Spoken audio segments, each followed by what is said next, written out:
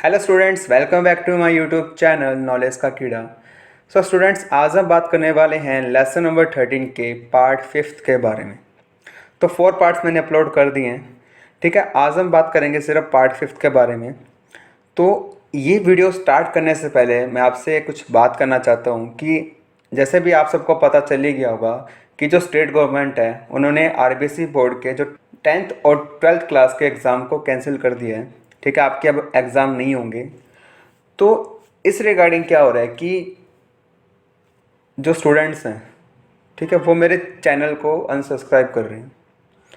तो मैं पूछना चाहता हूँ कि ऐसा क्यों? मीन्स आपका सिर्फ मेन मोटिव मार्क्स लाने का था क्या? मतलब आपको नॉलेज गेन नहीं करनी? मतलब पेपर नहीं हो रहे तो इट मीन्स कि आप चैनल को अनसब्सक्राइब कर दोगे? जब से न्यूज़ आई है तब से लेकर अब तक कम से कम 15 बच्चों ने मेरे चैनल को अनसब्सक्राइब कर दिया। क्यों किया? बस रीज़न बता दो कि सिर्फ आपका मेन मोटिव था क्या? आपको क्या लगता है कि बस मैं एग्ज़ाम तक के लिए पढ़ा रहा था? नहीं, मैं आपको आगे लेके जाना चाहता था। मैं आपके लिए पूरा प्लान डिसाइड कर रहा था, ठीक है, कि मैं इसके बाद आपको क्या पढ़ाऊँगा। अब आप 12th के बाद BA first year, second year या फिर जो भी आपका कंप्यूटर फील्ड है, आप उस फील्ड में जाओगे, तो मैं उसके लिए प्लान कर रहा था। क्योंकि मुझे डाउट था कि पेपर अभी थोड़े लेट से होंगे या फिर कैंसिल ही हो जाएंगे, लेकिन इसके बाद क्या करना है उस चीज़ को लेके प्लान कर रहा था। तो आपकी ये आज लास्ट वीडियो होगी जो आज मैं अपलोड कर रहा हूँ। इसके बाद मैं आरबीसी बोर्ड 12th क्लास की कोई भी वीडियो अपलोड नहीं करूँगा। मैं सिर्फ जो मैं पढ़ाना चाहता हूँ, जिसको जिसको पढ़ाने में मुझे इंटरेस्ट आता है, मैं सिर्फ वही पढ़ाऊँगा। चलो खैर, अब हम फोकस करते हैं चैप्टर 13 के पार्ट 5 नहीं, लास्ट पार्ट की। ठीक है, तो चलिए फर्स्ट यहाँ हम पढ़ेंगे रिलेशनशिप के बारे में। देखो, रिलेशनशिप क्या होती है। यहाँ पे जो मेन होता है ईआर मॉडल के अंदर, वो एंटिटी होता है। क्योंकि ईआर मॉडल का पूरा नाम क्या है? Entity relationship model. It means अब यहाँ पे जो रिलेशनशिप बनेगी वो किसके बीच में बनेगी? आप बताओ, किसके बीच में बनेगी? एंटिटी के बीच में ही बनेगी। बिल्कुल। तो यहाँ पे जो फर्स्ट पॉइंट बताया गया है वो यही बताया गया है कि it is a relation between two और मोर एंटिटीज़। कि जो रिलेशनशिप होती है वो क्या होता है? वो रिलेशन होता है दो या दो से ज़्यादा एंटिटीज़ के बीच में। सेकंड पॉइंट ये है कि relationship is use to design the interaction. देखो, इसका यूज़ क्या होता है? ये इंटरेक्शन को डिज़ाइन करते हैं, ठीक है, which are possible among entities. जिन एंटिटीज़ के बीच में रिलेशनशिप पॉसिबल है, ठीक है, वो उसके इंटरेक्शन को क्या करता है? डिज़ाइन करते हैं। थर्ड पॉइंट ये आता है कि relationship which included two entity set are called binary या फिर टू डिग्री रिलेशनशिप। देखो, रिलेशनशिप डिफरेंट टाइप्स की होती है, मतलब उसकी जो डिग्री है वो अलग अलग होती है। 1 डिग्री होती है, 2 डिग्री होती है, 3 डिग्री होती है और n डिग्री होती है। मतलब कितनी भी रिलेशनशिप हो सकती है। तो यहाँ पे जो 1 डिग्री होती है उसको हम बोलते हैं अनरी, जिसको काफ़ी लोग यूनरी बोलते हैं। ठीक है। सेकंड आता है 2 डिग्री, जिसको हम बोलते हैं बाइनरी। थर्ड आता है 3 डिग्री, जिसको बोलते हैं टर्नरी, टर्नरी डिग्री। और जो n डिग्री है, तो वो जितनी डिग्री होगी हम उसको लेके चलेंगे। ठीक है। लेकिन जो फर्स्ट सेकंड थर्ड है, इनके नाम होते हैं अनरी, बाइनरी और टर्नरी। लेकिन हम जो मोस्टली यूज़ करते हैं, मोस्टली जो रिलेशनशिप की डिग्री यूज़ करेंगे वो 2 डिग्री करेंगे। यानी कि वहाँ पे सिर्फ 2 एंटिटीज़ के बीच में हम सिर्फ रिलेशनशिप की बात करेंगे। सो नेक्स्ट आता है रिलेशनशिप सेट। जिस तरीके से मैंने आपको पहले एंटिटी पढ़ाया था, फिर उसके बाद मैंने एंटिटी सेट पढ़ाया था, तो ठीक उसी तरीके से हमने पहले पढ़ा था रिलेशनशिप के बारे में। अब सेम वैसे ही टॉपिक आता है रिलेशनशिप सेट। तो रिलेशनशिप सेट क्या होता है? तो बिल्कुल सेम डिफाइन है। यहाँ बोला गया है कि अ relationship set is a set of relationships of same type. तो यहाँ पे जो रिलेशनशिप सेट होगा वो भी सेम टाइप की सेट ऑफ रिलेशनशिप का ही होगा। मतलब कि जो सेम टाइप की रिलेशनशिप होगी उसका जो ग्रुप होगा, उसका जो कलेक्शन होगा, उसका ही क्या बनेगा? एक रिलेशनशिप सेट बनेगा।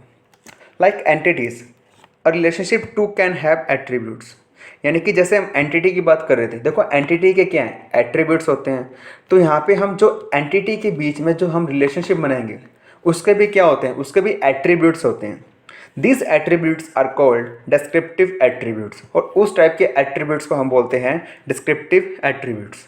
ठीक है, आपको याद रखना पड़ेगा कि रिलेशनशिप के एट्रीब्यूट्स को क्या कहा जाता है, तो डिस्क्रिप्टिव एट्रीब्यूट्स बोला जाता है। तो नेक्स्ट मैं यहाँ बात करता हूँ डिग्री। देखो डिग्री आपको बता चुका हूँ, थोड़ा सा इसको पढ़ लेते हैं। तो the number of participating entities in a relationship defines the degree of the relationship. एक रिलेशनशिप के अंदर कितनी एंटिटी पार्टिसिपेट कर रही है, एक कर रही है, दो कर रही है, तीन कर रही है, कितनी कर रही है, तो उसको हम बोलते हैं डिग्री। तो डिग्री आपको बता रखा है, डिग्री 1, डिग्री 2, डिग्री 3 और डिग्री, मतलब एंड की वाली जो होगी उतनी डिग्री होगी उसकी। तो डिग्री 1 को अनरी बोलते हैं, 2 को बाइनरी और 3 को टर्नरी। ठीक है, फिर आता है मैपिंग कार्डिनलिटी। देखो मैपिंग जो कार्डिनलिटी है वो मेन हम यूज़ करते हैं 2 डिग्री एंटिटीज़ के लिए, 2 डिग्री रिलेशनशिप के लिए। ठीक है, तो उसका जो फर्स्ट पॉइंट है वो ये कहता है कि it tells the number of entities to with another entity can be associated through a relationship set.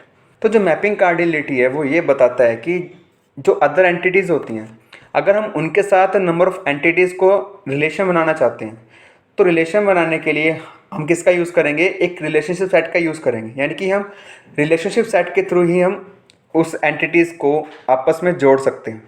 It is the most useful in describing the relationship sets that involve more than 2 entity set. यानी कि अब जो mapping cardinality है वो क्या करता है कि जितने भी हम एंटिटीज़ को जोड़ रहे हैं, यानी हम उसका जो रिलेशन बना रहे हैं, वो उसको डिस्क्राइब करने के लिए यूज़फुल आती है। ठीक है, जिसके अंदर क्या होता है कि 2 एंटिटी भी हो सकती है और 2 से ज़्यादा एंटिटीज़ भी वहाँ पे इन्वॉल्व हो सकती है। ठीक है, जितने भी एंटिटीज़ वहाँ पे इन्वॉल्व होगी, 2 और मोर, उसका जो रिलेशन होगा उसको डिस्क्राइब ये बहुत अच्छे तरीके से करता है। ठीक है, तो mapping cardinality uses binary relationship set. तो बताया था कि जो मैपिंग कार्डिनलिटी है वो 2 डिग्री को मोस्टली यूज़ करती है।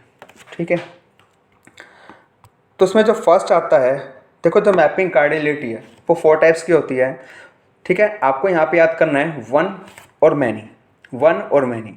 तो 1 का होगा तो 1 का 1 से भी हो सकता है, 1 का मैनी से भी हो सकता है, मैनी है वो मैनी का 1 से भी हो सकता है और मैनी का मैनी से भी हो सकता है। यानी कि यहाँ पे 4 टाइप्स की क्या होती है, मैपिंग कार्डिनलिटी होती है। तो हम यहाँ पे फर्स्ट बात कर रहे हैं अभी 1 to 1। तो फर्स्ट यहाँ बात करते हैं 1 to 1 की।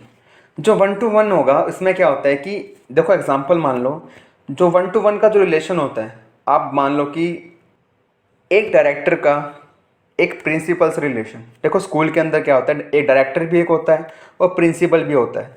तो इनके बीच का जो रिलेशन होगा 1 to 1 का होगा। क्यों? क्योंकि यहाँ पे एक स्कूल के अंदर एक ही डायरेक्टर होता है और एक ही प्रिंसिपल होता है। तो यहाँ पे जो इनकी जो रिलेशनशिप बनेगी वो 1 to 1 की बनेगी। तो डिफाइन में ये बताया गया है कि 1 entity from entity set A can be associated with at most 1 entity of entity set B and vice versa. यानी यहाँ पे 2 एंटिटी सेट दिए हुए हैं ए और बी। तो ए के पास जितनी भी एंटिटी है तो उनकी एक एंटिटी जो बी एंटिटी है, यानी कि जो बी एंटिटी सेट है उसकी एक एंटिटी से रिलेट कर सकती है। ठीक है ना, तो ए मैनी को रिलेट कर सकता है और ना बी मैनी को रिलेट कर सकता है। वो दोनों आपस में एक का ही रिलेशन बनाएगी, यानी कि वो 1 to 1 का ही रिलेशन बनाएगी। जो एंटिटी सेट बी है वहाँ की जो एक एंटिटी होगी वो एटमोस्ट एक एंटिटी से एसोसिएट करेगी। ठीक है, जैसे आप डायग्राम में देख पा रहे हो, तो यहाँ पे जो ए है, ए मैनी को रिलेट कर सकता है, यानी ए की जो एक एंटिटी है वो मैनी को रिलेट कर सकता है। सेकंड आता है 1 to मैनी। अब 1 to मैनी में एग्जांपल ये ले सकते हो कि जैसे मान लो कि एक टीचर का काफ़ी स्टूडेंट से रिलेशन, क्योंकि टीचर के पास एक सब्जेक्ट होता है और एक सब्जेक्ट के काफ़ी स्टूडेंट्स हो सकते हैं, लेकिन टीचर तो एक ही होगा स्कूल के अंदर, एक सब्जेक्ट का एक ही टीचर होता है, लेकिन जो स्टूडेंट्स होते हैं पढ़ने वाले वो काफ़ी होते हैं। तो यहाँ पे जिस टाइप की जो रिलेशनशिप बनेगी वो 1 to मैनी बनेगी। यानी कि जो एंटिटी सेट ए होगा उसके अंदर एक जो पॉइंट होता है वो मैनी को रिलेट कर सकता है। ठीक है, लेकिन जो एंटिटी सेट बी है वो मैनी होकर एक को रिलेट कर सकते हैं। ठीक है, यानी कि जो बी एंटिटी सेट होगा वो इस टाइम के अंदर, यानी कि 1 to मैनी रिलेशनशिप के अंदर मैनी को रिलेट नहीं कर सकता। यानी कि एंटिटी सेट का जो एक एंटिटी होगी वो एक एंटिटी को ही रिप्रेजेंट कर सकता है या फिर उसके साथ एसोसिएट कर सकता है।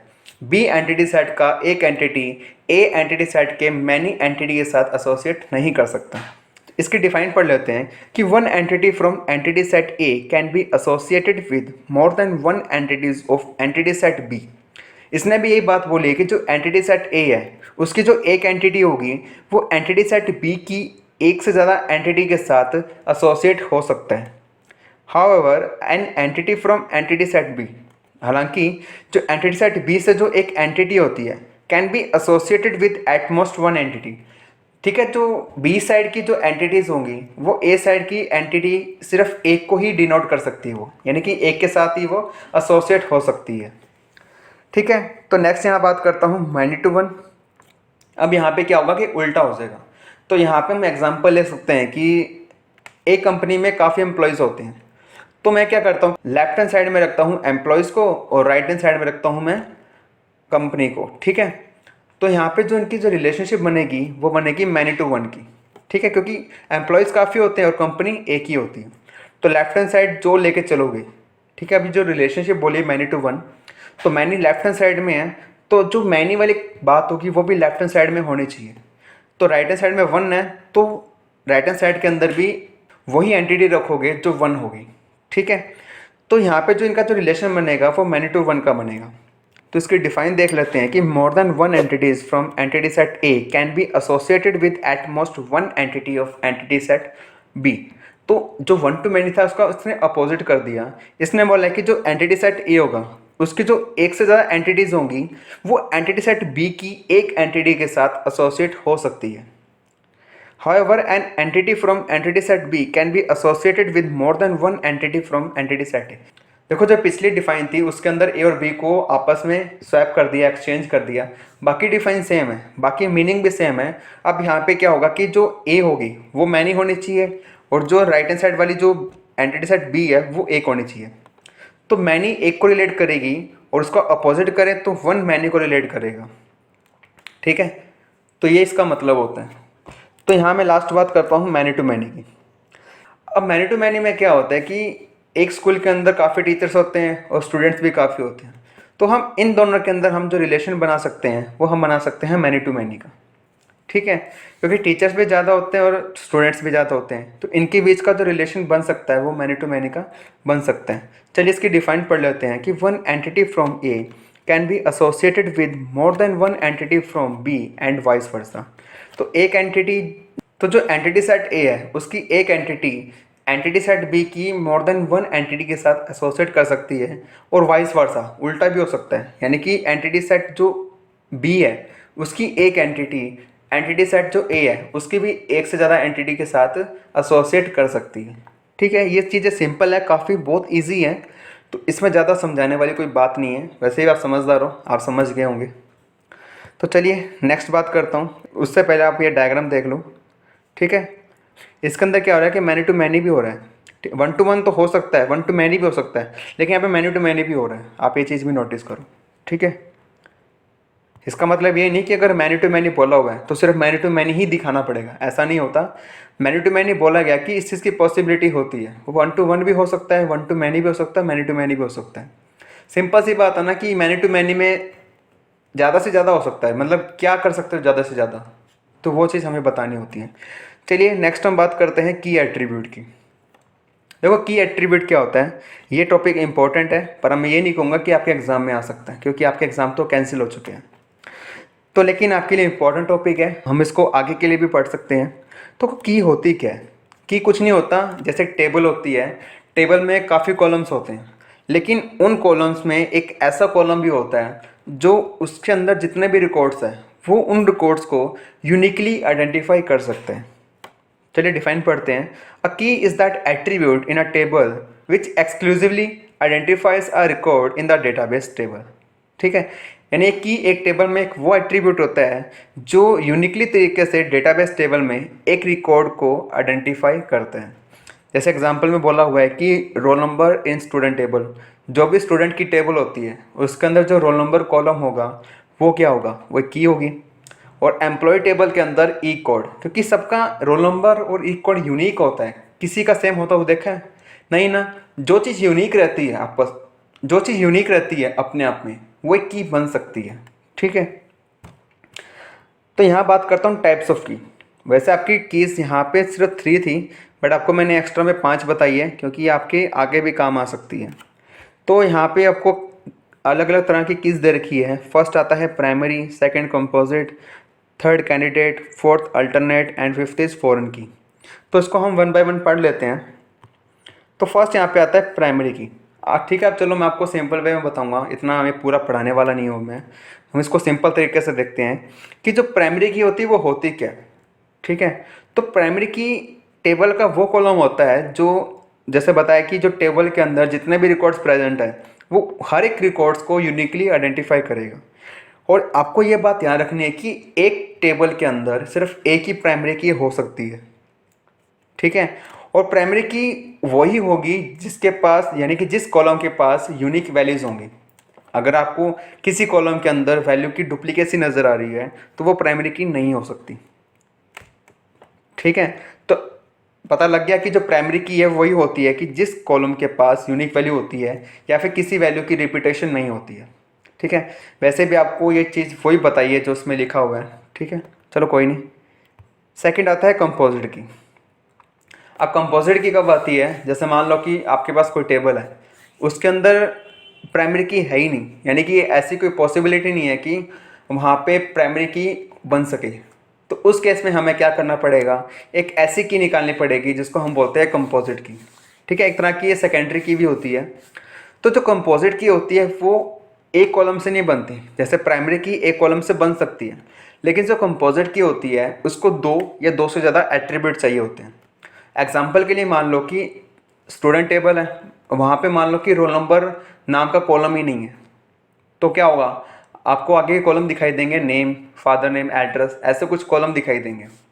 अगर आप सिर्फ नेम को की बनाते हो तो ऐसा तो पॉसिबल नहीं है कि एक क्लास में सिर्फ एक ही नाम का बच्चा हो सकता है कि एक क्लास में एक नाम के दो तीन बच्चे हो, तो इसके अंदर ये की नहीं बन सकती।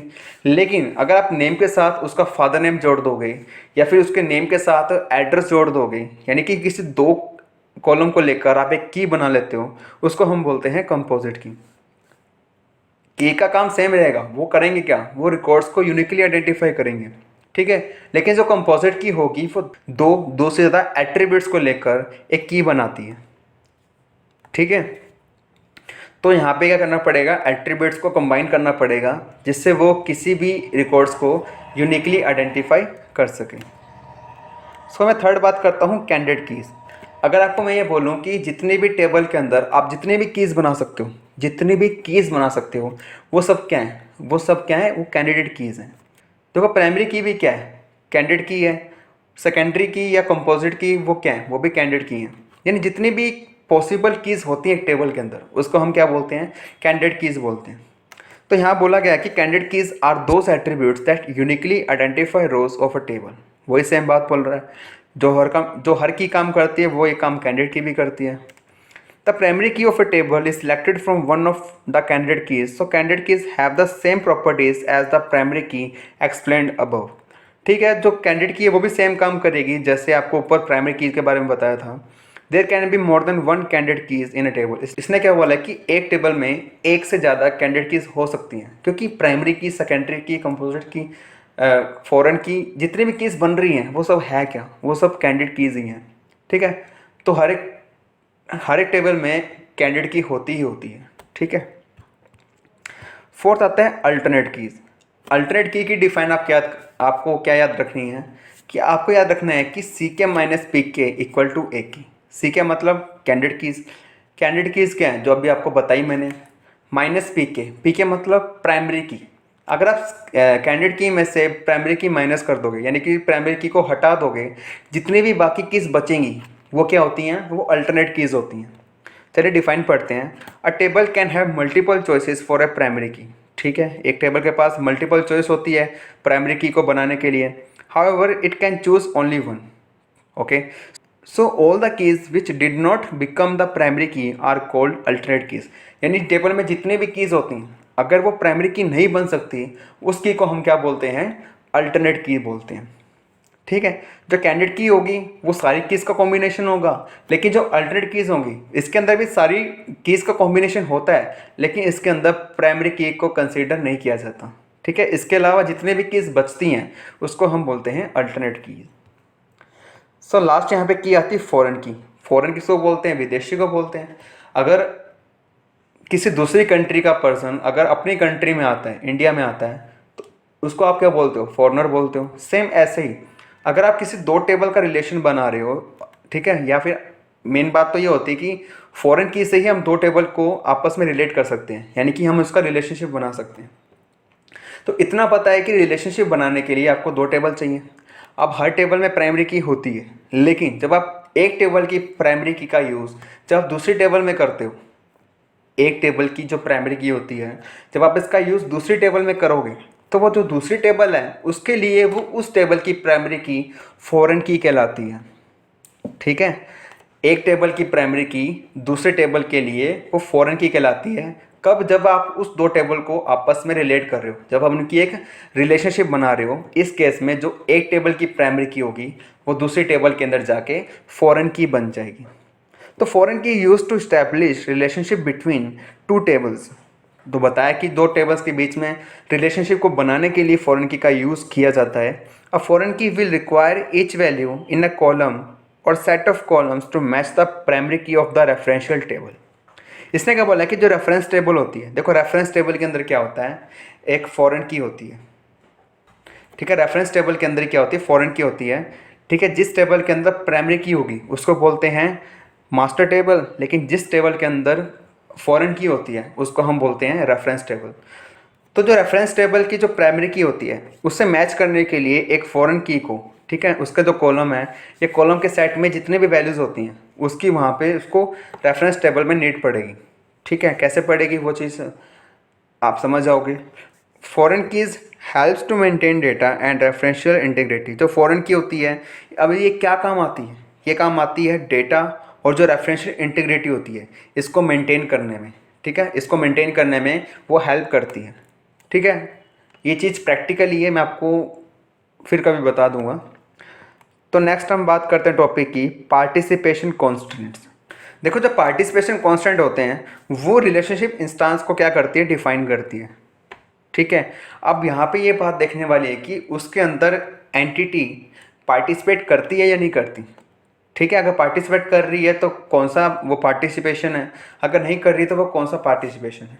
ठीक है, तो जो पार्टिसिपेशन कांस्टेंट होता है वो क्या करती है, कम से कम रिलेशनशिप इंस्टांस को डिफाइन करती है। तो जिसमें एक एंटिटी होती है वो उसके अंदर क्या करती है, पार्टिसिपेट करती है। ठीक है, ठीक है, जो पार्टिसिपेशन कांस्टेंट्स होते हैं वो टू टाइप्स के होते हैं, टोटल और पार्शियल। तो दोनों में क्या डिफरेंस है वो हम पढ़ लेते हैं वन बाय वन। तो फर्स्ट आता है टोटल पार्टिसिपेशन। इसने बोला फर्स्ट पॉइंट कि it specify that each entity in the entity set must compulsory participate it in at least one relationship instance in that relationship set. यानी कि ये स्पेसिफाई करता है कि जो एंटिटी सेट है उसके अंदर जितनी भी एंटिटी है उसको कंपल्सरी तरीके से रिलेशनशिप सेट के अंदर कम से कम एक रिलेशनशिप इंस्टांस में पार्टिसिपेट करना होगा। सो इसको हम इसलिए बोलते हैं कि मैंडेटरी पार्टिसिपेशन। तो फर्स्ट आता है टोटल पार्टिसिपेशन। देखो, इसमें आपको सिर्फ एक बात बोलना चाहता हूँ, आपको एक एग्जांपल दे रहा हूँ कि एक क्लास है और एक क्लास के अंदर जितने भी बच्चे बैठे होते हैं, जितने भी स्टूडेंट्स होते हैं, वो सब वहाँ पे इसलिए बैठे हैं क्योंकि उनका स्कूल में एडमिशन हुआ है। तो जितने भी बच्चे वहाँ बैठे हैं सबका एडमिशन है, तो वहाँ पे जो बच्चों का जो पार्टिसिपेशन है एडमिशन को लेकर वो उनका टोटल पार्टिसिपेशन है, क्योंकि वहाँ जितने भी बच्चे बैठे हैं वो सारे वही बच्चे बैठे हैं जिनका एडमिशन हुआ है। लेकिन अगर बात करूँ मैं पार्शियल की, तो पार्शियल में क्या होता है कि जितने भी स्टूडेंट्स हैं, अब वो सबको तो मॉनिटर बना नहीं सकते हैं। अब उन बच्चों में से एक क्लास के अंदर एक या दो मॉनिटर बन सकते हैं, तो वहाँ पे जो बच्चों का पार्टिसिपेशन होगा वो पार्शियल होगा। ठीक है, तो बस ये चीज़ आपको यहाँ बताई गई है। Total participation is represented using a double line between the entity set and relationship set. जो भी रिलेशनशिप सेट होगा, ठीक है, हम जो ER मॉडल बनाएंगे तो एक तरफ होगा एंटिटी और दूसरी तरफ होगा रिलेशनशिप। इनको जब हम आपस में कनेक्ट करेंगे तो कनेक्ट करने के लिए हम यूज़ करेंगे डबल लाइन का। चलिए आपको इसका मैं डायग्राम दिखा देता हूँ। ये देखिए, आपको जो सिर्फ ऊपर वाला डायग्राम दिखाई दे रहा है वो हो है टोटल पार्टिसिपेशन, क्योंकि यहाँ पे जो एंटिटी और रिलेशनशिप का जो भी ER मॉडल है, जो आपस में कनेक्टेड है, आपस में का जो रिलेशन है वो टोटल पार्टिसिपेशन का है। ठीक है, नीचे एग्जांपल देख सकते हो, एक तरफ लिखा स्टूडेंट, रिलेशनशिप है एनरोल इन, यानी कि स्टूडेंट को कोर्स करने के लिए उसको पहले एनरोल करना पड़ेगा। यानी कि कंपलसरी है ये, इसको यहाँ पे एनरोल करना ही पड़ेगा, तभी वो वहाँ पे कोर्स को ले सकते हैं, अदरवाइज़ नहीं ले सकता। इसलिए यहाँ पे जो स्टूडेंट और एनरोलेंट का जो भी यहाँ पे पार्टिसिपेशन है वो यहाँ पे टोटल पार्टिसिपेशन ही होगा। तो सेकंड आता है पार्शियल। तो पार्शियल सेम वही है, यहाँ बोला है कि it specified that each entity in the entity set may or may not participate in the relationship instance in that relationship set. तो ये स्पेसिफाई करता है कि जो एंटिटी सेट में जितनी भी एंटिटीज़ हैं वो रिलेशनशिप सेट में जो रिलेशनशिप इंस्टांस हैं उसमें पार्टिसिपेट कर भी सकती है और नहीं भी कर सकती। ठीक है, तो इसलिए हम इसको बोलते हैं ऑप्शनल पार्टिसिपेशन, क्योंकि ऑप्शनल है, मर्जी है, जो बनना चाहे मॉनिटर बन सकता है, नहीं तो नहीं बन सकता। सबको पार्टिसिपेट करना जरूरी थोड़ी ना है। तो partial participation is represented using a single line between the entity set and relationship set. तो यहाँ पे जो इनका जो ईआर मॉडल बनेगा, तो जो एंटिटी का रिलेशनशिप सेट के साथ जो आपस में जो कनेक्ट होंगे उनका जो रिलेशन बनेगा, तो रिलेशन बनाने के लिए हम यूज़ करेंगे सिंगल लाइन का। तो आप इसका ईआर मॉडल देख सकते हो। तो आपको यहाँ पे जो पार्शियल पार्टिसिपेशन का जो ईआर मॉडल दिखाई दे रहा है, इनके बीच में जो लाइन है वो सिर्फ सिंगल लाइन है। ठीक है, नीचे आप उसका पूरा डायग्राम दे सकते हो। जो एनरोल इनके लेफ्ट वाला पार्ट है वो टोटल का है और इसका जो राइट वाला पार्ट है वो पार्शियल का है। तो इसको हम बोलते हैं पार्टिसिपेशन कॉन्स्टेंट्स। चलिए लास्ट टॉपिक की बात करता हूँ। तो स्ट्रॉन्ग एंटिटी और वीक एंटिटी में क्या डिफरेंस है। तो यहाँ फर्स्ट डिफरेंस आता है की का, क्योंकि आपको पहले बताया था कि जो स्ट्रॉन्ग एंटिटी वही होती है जिसके पास एक प्राइमरी की होती है, लेकिन वीक एंटिटी के पास प्राइमरी की नहीं होती, बस वो रेफरेंस लेती है स्ट्रॉन्ग एंटिटी की प्राइमरी की का। सेकेंड डिपेंडेंसी, देखो जो स्ट्रॉन्ग एंटिटी है उसके पास खुद की एक प्राइमरी की है, उसको किसी पे डिपेंड होने की नीड नहीं है, वो इंडिपेंडेंट है अदर एंटिटी से। लेकिन जो वीक एंटिटी है वो स्ट्रॉन्ग एंटिटी पे डिपेंड होगी क्योंकि उसके पास खुद की प्राइमरी की नहीं है। थर्ड आता है रिप्रेजेंटेड बाय। ये चीज़ भी आपको बता चुका हूँ कि जो स्ट्रॉन्ग एंटिटी होती है आप उसको सिंगल रेक्टेंगल से रिप्रेजेंट करते हो, लेकिन जो वीक एंटिटी होती है उसको आप डबल रेक्टेंगल से रिप्रेजेंट करते हो। फिर आता है रिलेशनशिप रिप्रेजेंटेशन। तो जो रिलेशनशिप होती है स्ट्रॉन्ग एंटिटी की, तो उसके लिए आपको क्या करना पड़ता है, सिंगल डायमंड का ही यूज़ करना पड़ता है। ठीक है, लेकिन जो वीक एंटिटी होती है तो वहाँ पे जो एक स्ट्रॉन्ग एंटिटी होगी एक जो वीक एंटिटी होगी, उनका जो रिलेशन होगा वो भी वीक होगा। तो वीक रिलेशनशिप को दिखाने के लिए आपको वहाँ पे डबल डायमंड का यूज़ करना पड़ेगा। ये बात भी आपको मैं बता चुका हूँ। लास्ट आता है पार्टिसिपेशन। जो स्ट्रॉन्ग एंटिटी है वो एंटिटी रिलेशनशिप में पार्टिसिपेट कर भी सकती है और नहीं भी कर सकती, क्योंकि उसकी मर्जी है, पार्शियल है यहाँ पे। ठीक है, क्योंकि इसके पास खुद की प्राइमरी की है। लेकिन जो वीक एंटिटी होती है इसको हमें पार्टिसिपेट करना ही पड़ेगा क्योंकि इसके पास कोई ऑप्शन ही नहीं है, खुद की प्राइमरी की नहीं है, ये किसी पे डिपेंड है। तो यहाँ पे इसका पूरा टोटल पार्टिसिपेशन होना चाहिए। ठीक है, तो बस यही आज की वीडियो थी। तो आपका मोस्टली सारा टॉपिक मैंने ख़त्म कर दिया है, बस आपका एक टॉपिक रहता था नॉर्मलाइजेशन का। चलिए, अगर आपको उसकी रिक्वायरमेंट होगी तो मुझे मैसेज कर देना, ठीक है, मैं उस बेस पे बना दूंगा। So okay students, that's enough for today. ठीक है, तो हो सके तो पढ़ लेना, मार्क्स के पीछे मत भागो। मैं बस यही कहना चाहता हूँ कि मार्क्स तो सिर्फ कागज़ का टुकड़ा है, आप उसको लेके खुद को जज नहीं कर सकते। ठीक है, लेकिन जो नॉलेज रहेगी ना वो आपकी लाइफ टाइम रहेगी। ठीक है, अगर आप कंप्यूटर फील्ड में रहना चाहते हो तो आपके लिए नॉलेज लेना बहुत ज़रूरी है। अगर आपने अभी से इसका बेस स्ट्रांग नहीं किया ना तो आपको आगे जाके बहुत दिक्कत आएगी। ठीक है, मुझे लगता नहीं कि कुछ बच्चे यहाँ पे एंड तक भी पहुँचे होंगे। चलो okay students, so that's enough for today. See you in the next video. Take care and bye bye.